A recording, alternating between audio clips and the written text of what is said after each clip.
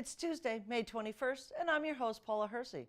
On Barnstable Today, we have our weekly update with Chief Sonnabend talking about last week's National Police Week in Washington, D.C., and we recognize May as Electrical Safety Month with the Hyannis Fire Department.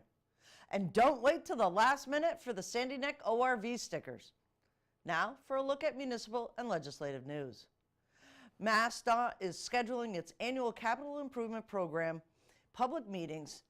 This public opportunity provides comments which will help guide capital investments in transportation between 2020 and 2024.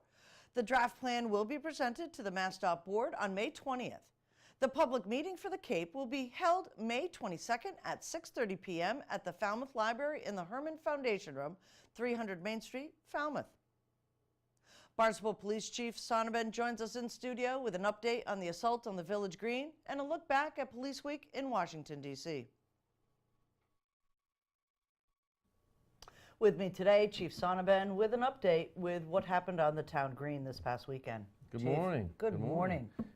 Unfortunately, you're right, we got called down to the Village Green last night about 10:30 for a report of a disturbance. And patrol officers got there and they found a young man who had been appeared to be suffering from what appeared to be a stab wound. He was taken to Cape Cod Hospital with serious injuries.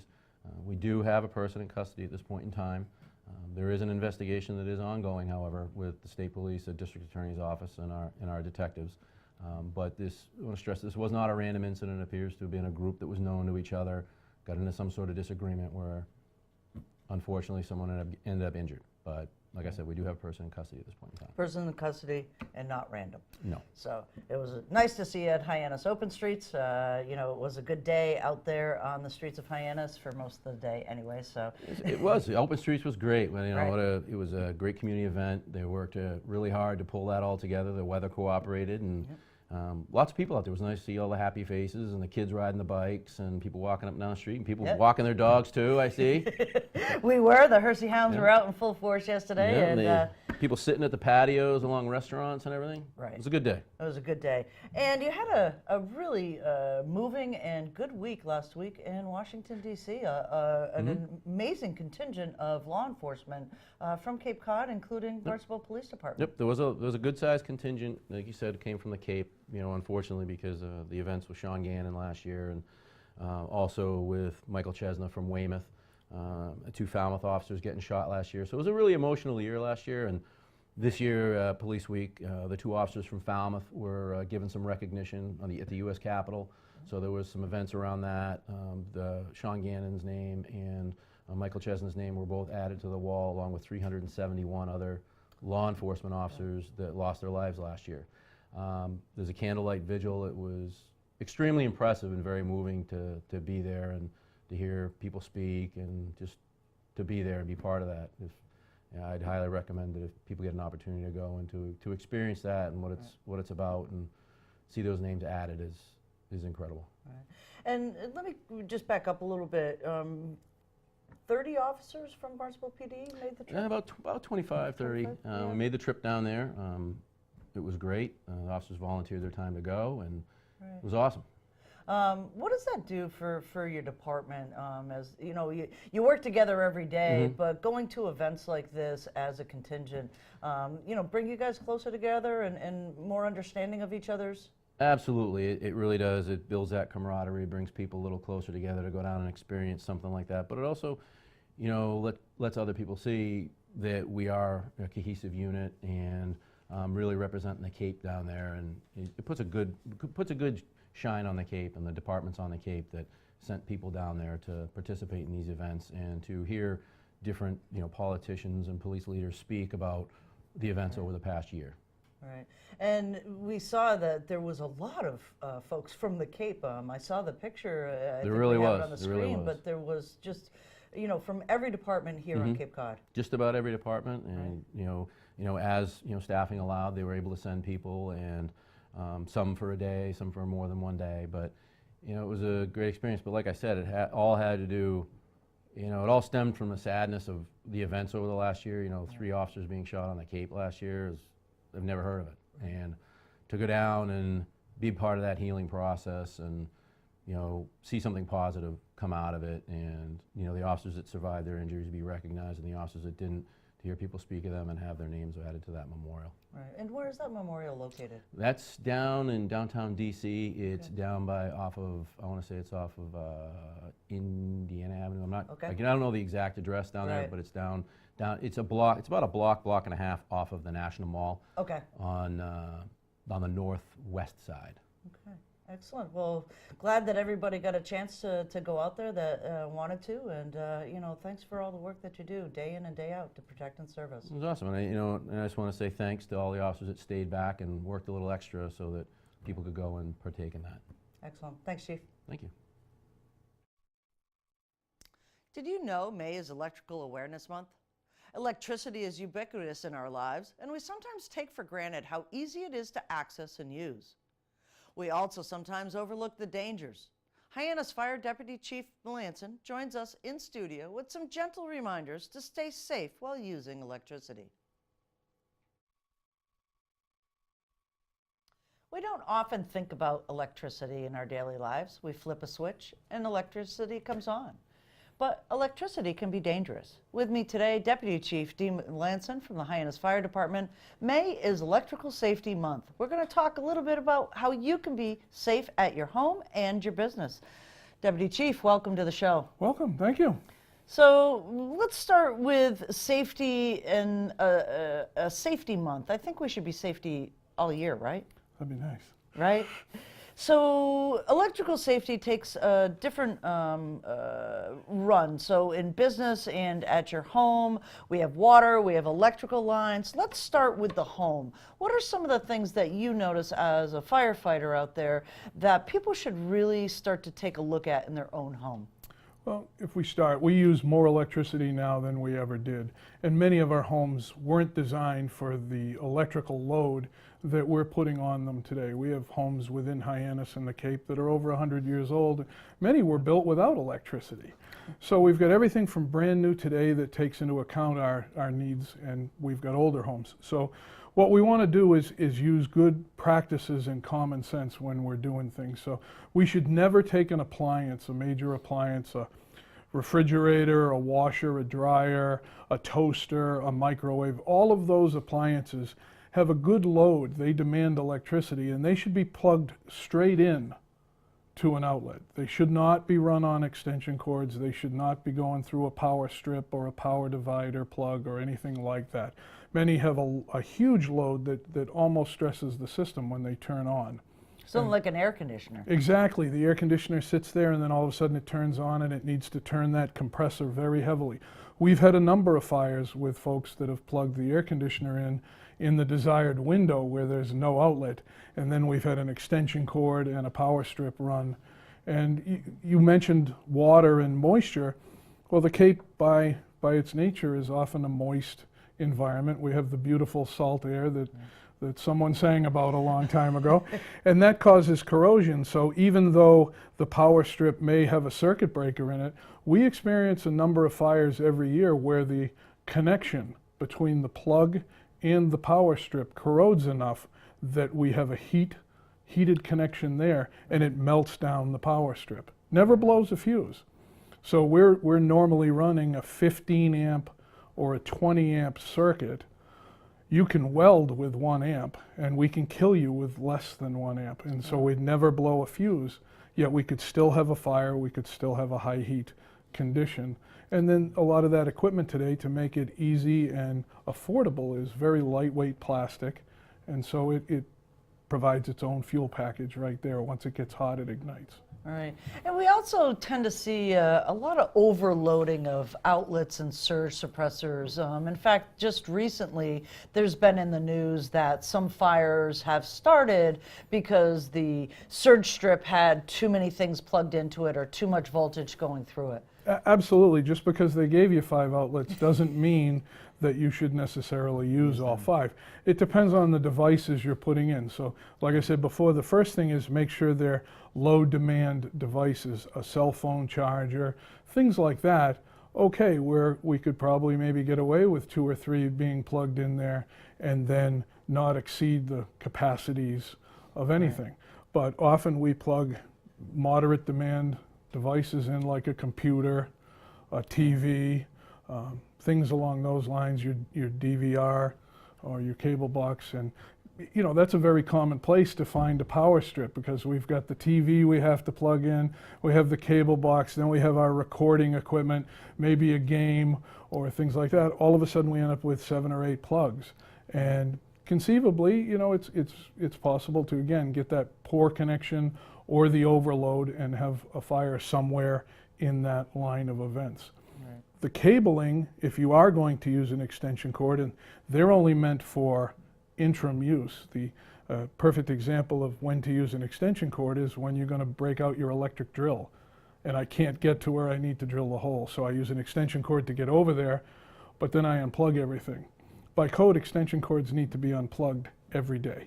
Ah, okay. They're only temporary use. So if we're running an extension cord to run a computer or something along those lines, we should. Cameras. Or cameras. We should be providing the correct number of electrical receptacles and circuits.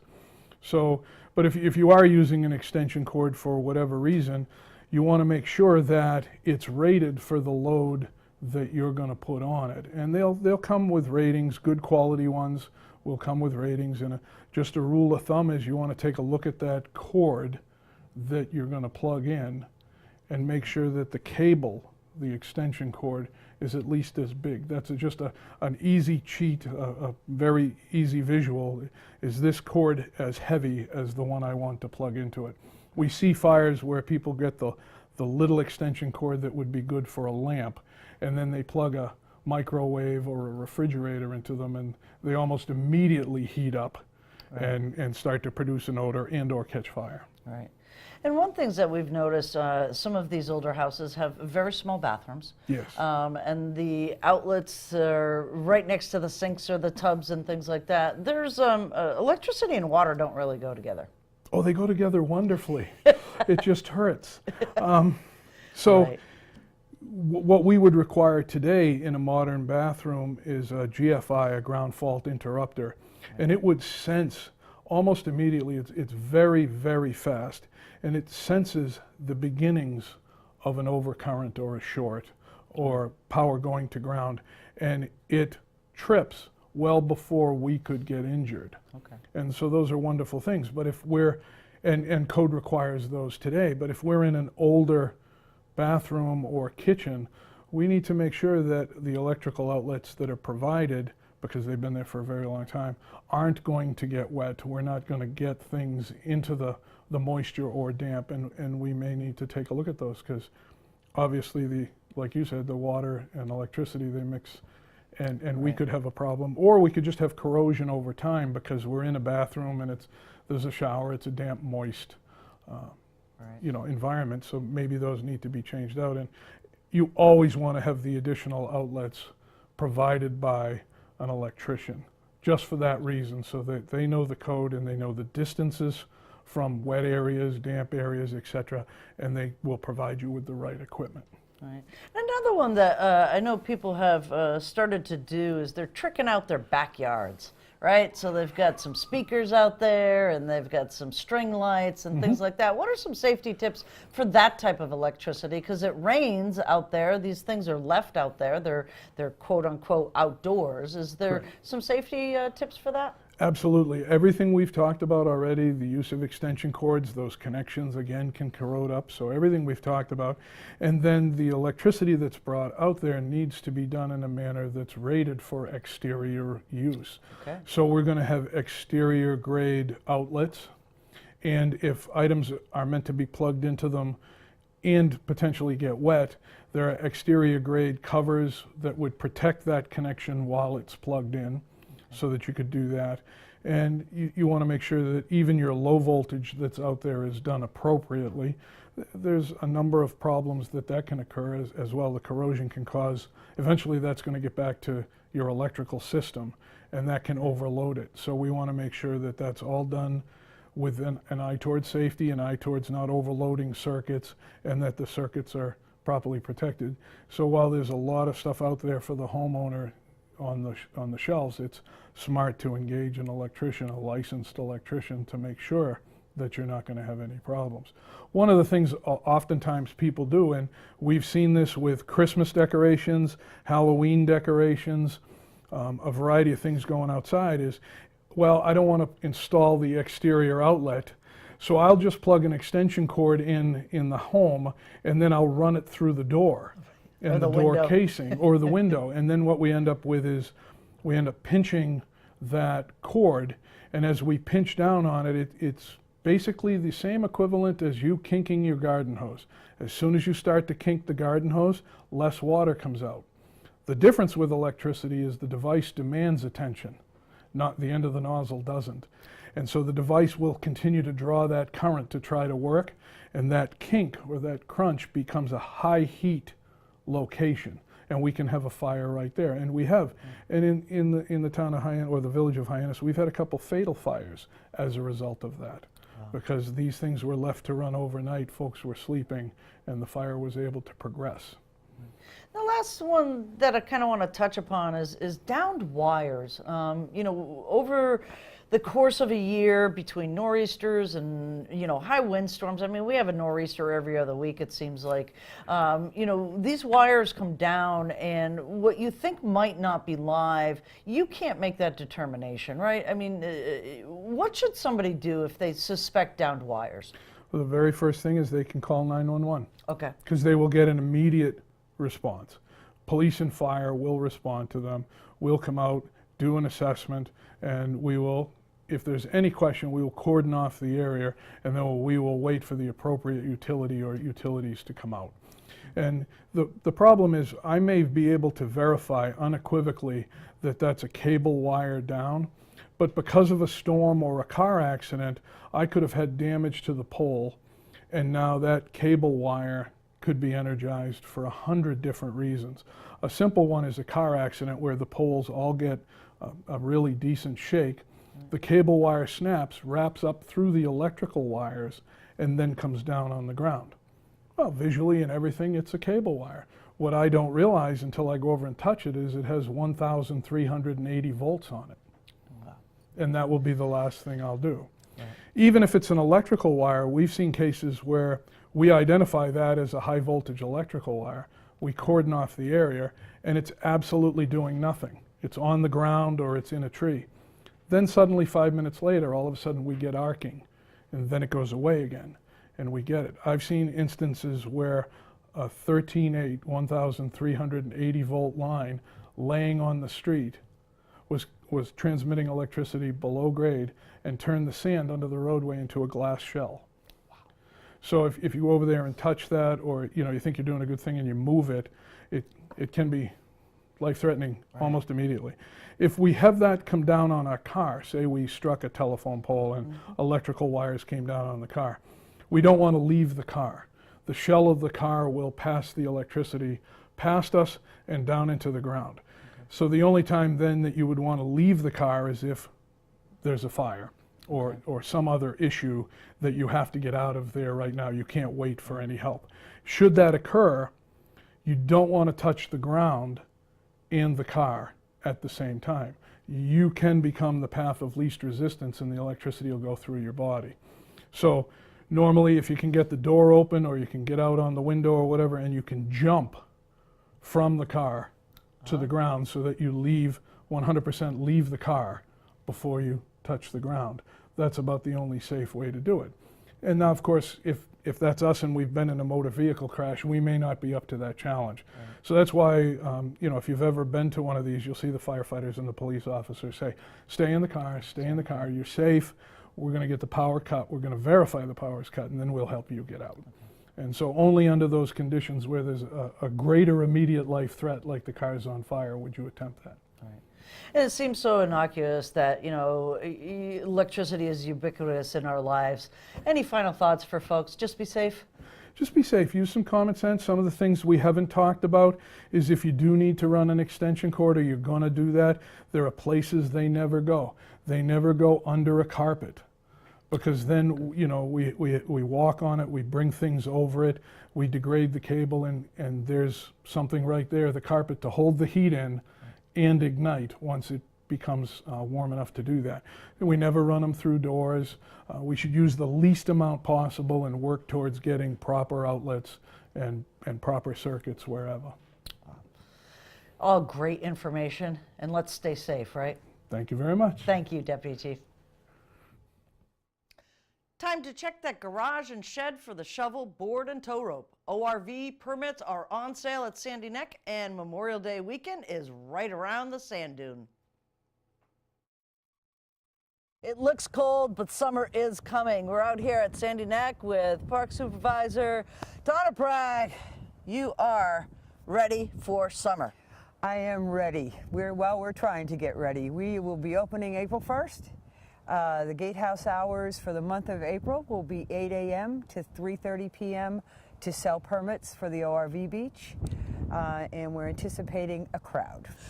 Well, you know what? Every year it seems like the word's out that Sandy Neck is the place to be during the summer, though we actually like it in the winter as well. We do. Yeah. So let's talk a little bit about getting prepared to get out there on the neck. There's some things that folks really need to understand before they come for the sticker. Sure. First of all, let me just say that everything we're going to talk about is actually on our website, which is great. So you can see it in black and white, and that way, if people aren't hearing everything we're talking about, they can actually see it. So in order to prepare to get your vehicle ready for Sandy Neck, you have to have certain pieces of equipment which are required. And I always tell people it's so important that they bring it, because you do not want to have a tow truck have to go out on Sandy Neck to get you because you didn't bring your board or your strap or whatever, and you get stuck, because that's the whole point of it. So it behooves them to get ready for it. Once you have your equipment, and we will go over what equipment you need, you're going to come to the gatehouse with the equipment in your vehicle. We'll do an inspection. And then you bring in your license and registration. Super important that if it's a leased vehicle, we're going to make a copy of the front page of the lease also. Then some paperwork is all filled out. The sticker in hand, we give out the regulations, and we actually go over the highlights of the regulations, because everybody needs to remember that they are responsible for all the regulations that are in that book, whether they read them or not. Regulations have to remain in the vehicle. Again, I suggest that they read them before they put them in the glove compartment, because that's an important thing. So they know the more advanced they are with this, the easier it is, and it makes for a smooth sailing and a wonderful summer. Right. And let's just touch on regulations for a second. Regulations are in place for public safety. Yes, They're not there because, geez, somebody decided to do a regulation. Right. It's to make sure that everybody's safe on the beach. That's correct. That's correct. Some of the highlights of the regulations are no alcohol is allowed on Sandy Neck for obvious reasons. No glass bottles, because it makes beautiful sea glass, but kids are out there and you could step on it and so forth. Where they have to drive is important. Again, safety, we don't want kids running in and out zigging and zagging because they can get hurt. Fire regulations, they can't have a huge bonfire. You have to just have a normal sized fire before we'll let everybody know if they're not doing the right thing. Speed limit is super important, because as we get into plover season, which there are some on the beach already, we start to lower the speed limit. In season, it's 5 miles an hour on the beach. And trust me, people call in if somebody's going too fast. So.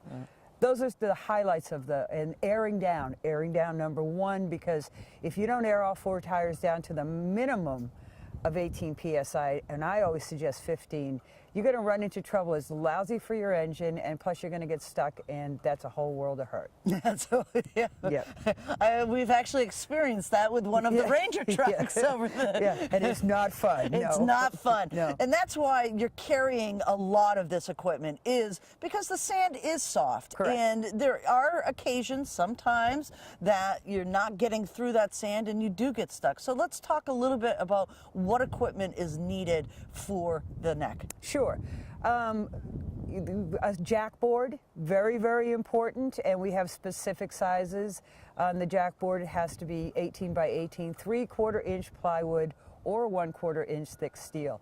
People must understand that the jack board is to actually place your jack on. Some people try to dig out if they get stuck with the jack board, and sometimes it's successful, but it is to place your jack on there, because if you're out there with a flat tire and you put your jack in the sand, it's just going to sink and you'll never get your car jacked up. Also need a tow strap minimum of 15 feet long, and that is for hopefully a friend that comes out or somebody that's out there, that if you do get stuck, you can hook up the tow strap and get yourself pulled out, again, before you have to call a tow truck. We do not, the staff does not pull people out. Tire pressure gauge, some of them are so fancy now. I always suggest getting a manual one anyway, even if you have the digital ones, because if your battery dies, you're not going to know what your tire's at. This way you can check all 4 of your tires to make sure they're properly deflated. The other thing is a shovel. A shovel, and people will bring small shovels, which are legal size, but I always tell them it's like digging sand with a teaspoon. So you want a decent sized shovel, because the purpose of that is if you get stuck, the sand will get up underneath the frame of the vehicle, so you kind of have to dig out, because your tires will not be touching the ground. So you have to dig out around that. A jack, and the bottle jack is great, or a jack that you're using for your vehicle, that comes for your vehicle, with your vehicle, is fine. But just make sure it's a sturdy jack, because again, you're in a little bit extreme conditions. You're not on pavement, you're in the sand. So, and then we provide the rules and regulations and a tide chart. Tide chart is very important. I always suggested people to go to our website and download our app, because that comes with a tide, the tide's on it, and it also gives the current information of what's going on with the beach. Fantastic. We can't wait for summer. We can't wait for summer. It's going to be a great year. Excellent. So stickers are on sale April 1st. Yes. Come get them. It will be busy that day, I'm sure. It's always opening day for Sandy Neck, Right. is always one of those ones that people line up at the gatehouse. But you're open basically the rest 7 of the days a week. week. 7 days a week. Yep. Excellent. Thanks, Anna. You're welcome.